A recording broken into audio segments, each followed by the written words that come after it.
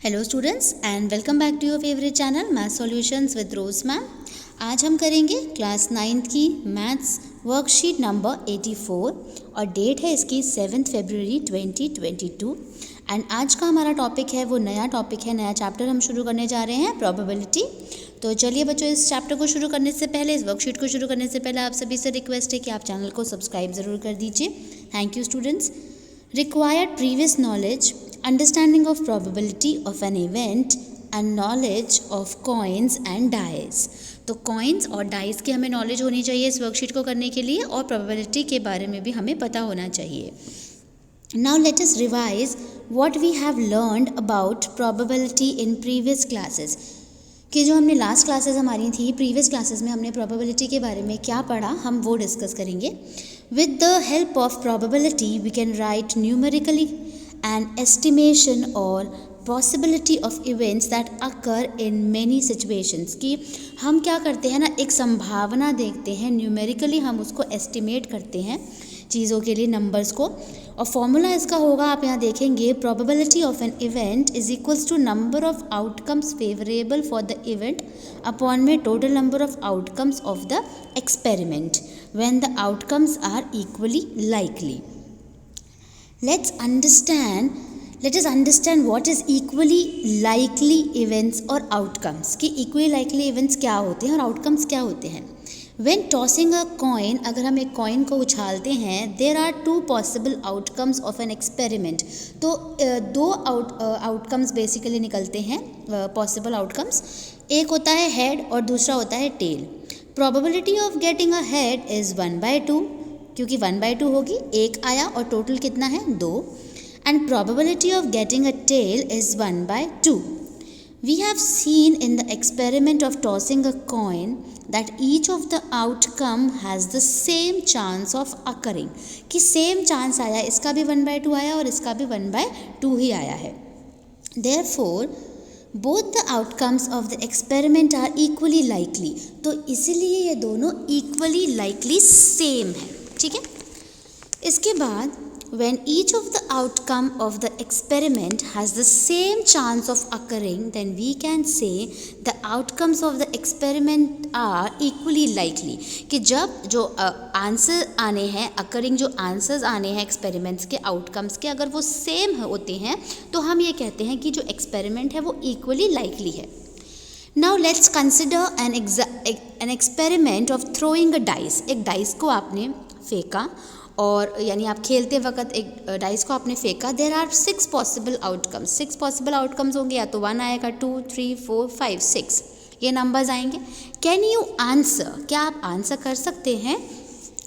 First है, what is the probability of getting result 2।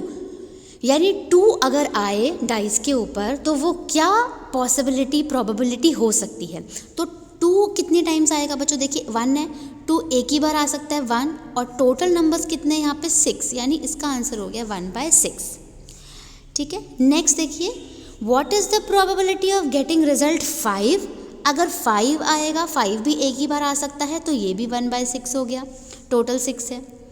Are all the outcomes of this experiment equally likely. यानी देखिए ये सारे, सबका आंसर 1/6 ही आएगा, तो यस, ये जो एक्सपेरिमेंट है वो इक्वली लाइकली है, ठीक है। इसके बाद से discuss with your teacher and friends. अब नेक्स्ट क्वेश्चन आपके सामने ये रख रहे हैं, अ bag has 4 red balls and 2 yellow balls. The balls are identical in all respect other than color। Colour को छोड़ करके बॉल दिखने में एक जैसी है।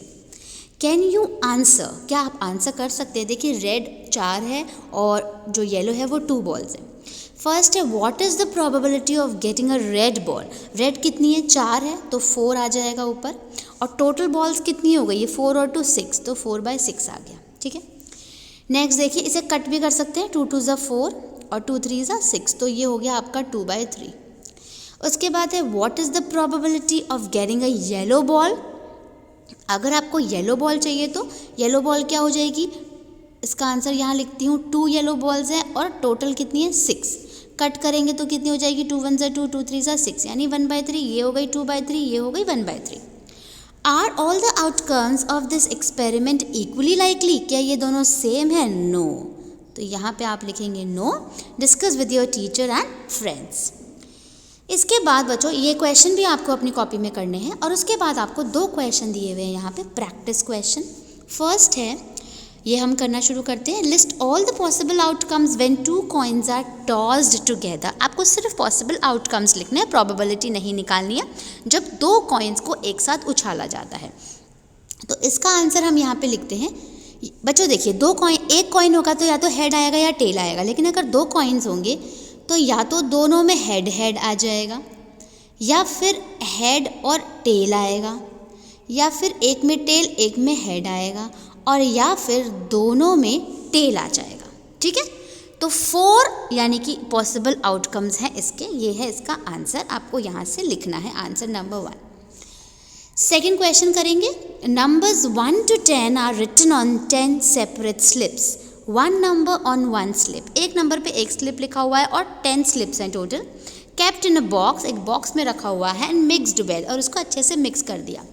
1 slip is chosen from the box without looking into it, और एक बॉक्स में से एक स्लिप को चूज किया गया है बिना उसको देखे। तो प्रोबेबिलिटी आपको निकालनी है, what is the probability of getting a number 6।